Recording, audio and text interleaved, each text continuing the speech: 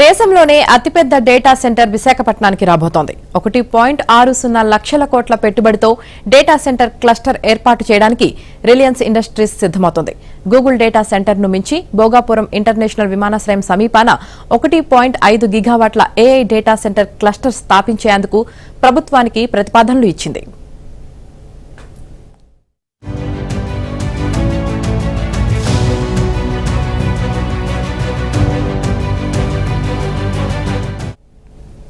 ఇక ఇందులో captive solar battery storage వ్యవస్థ కూడా ఉంటుంది.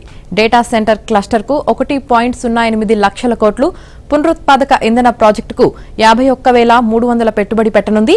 ఈ మేరకు రిలయన్స్ చేసిన ప్రతిపాదనలకు ప్రభుత్వ ప్రధాన కార్యదర్శి సాయి ప్రసాద్ అధ్యక్షతన ఇటీవల జరిగిన రాష్ట్ర స్థాయి పెట్టుబడుల ప్రోత్సాహక కమిటీ ఆమోదించింది. ఐటీ శాఖ కార్యదర్శి కాటమనేని భాస్కర్, పరిశ్రమల శాఖ కార్యదర్శి యువరాజ్ ఎన్నికల విధుల్లో ఉండడంతో ముఖ్యమంత్రి చంద్రబాబు అధ్యక్షతన జరిగే రాష్ట్ర స్థాయి పెట్టుబడుల ప్రోత్సాహక మండలి ఆమోదం పొందేందుకు వీలు చిక్కలేదు.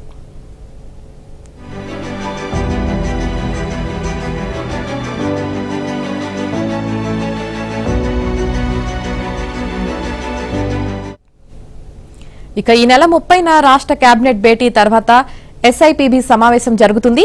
ఈ సమావేశంలో రిలయన్స్ డేటా సెంటర్ కు ఆమోదముద్ర వేశాక ఆ తర్వాత జరిగే మంత్రివర్గ సమావేశంలో రిలయన్స్ డేటా సెంటర్ కు ఆమోదం లభిస్తుంది.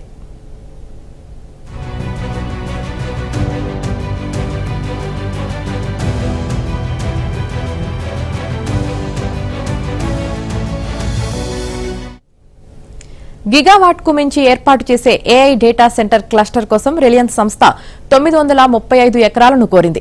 మొదటి దశలో 300 ఎకరాల్లో 500 మెగావాట్ల డేటా సెంటర్ను అక్టోబర్ 2028 నాటికి పూర్తి చేస్తుంది.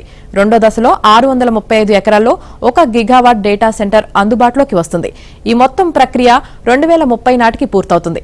రిలయన్స్ దారిలో మరిన్ని డేటా సెంటర్లు విశాఖకు రానున్నాయి.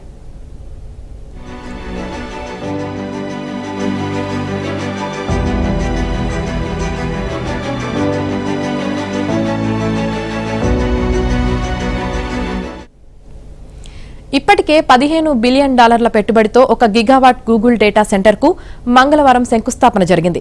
500 మెగావాట్ల డేటా సెంటర్ ఏర్పాటుకు సిపి సిద్దంగా ఉంది. 1 గిగావాట్ డేటా సెంటర్ ఏర్పాటుకు డిజిటల్ కనెక్షన్, 300 మెగావాట్ల డేటా సెంటర్ ఏర్పాటుకు అనంతరాజు క్లౌడ్ సంసిద్దత వ్యక్తం చేశాయి. అలాగే 1 గిగావాట్ సెంటర్ ఏర్పాటుకు ఆర్ఎంజెడ్ సంస్థతో 300 మెగావాట్ల సామర్థ్యంతో డేటా సెంటర్ ఏర్పాటుకు టిల్ మ్యాన్ గ్లోబల్ హోల్డింగ్స్ ఇప్పటికే ఒప్పందాలు జరిగాయి. ఏపీలో 6 గిగావాట్ల డేటా సెంటర్ సామర్థ్యాన్ని సాధించడం తమ లక్ష్యమని గతేడాది సెప్టెంబర్లో ఐటీ మంత్రి లోకేష్ చెప్పారు. ఇప్పుడు రిలయన్స్ రాకతో ఆ లక్ష్యానికి చేరువ అవుతున్నారు.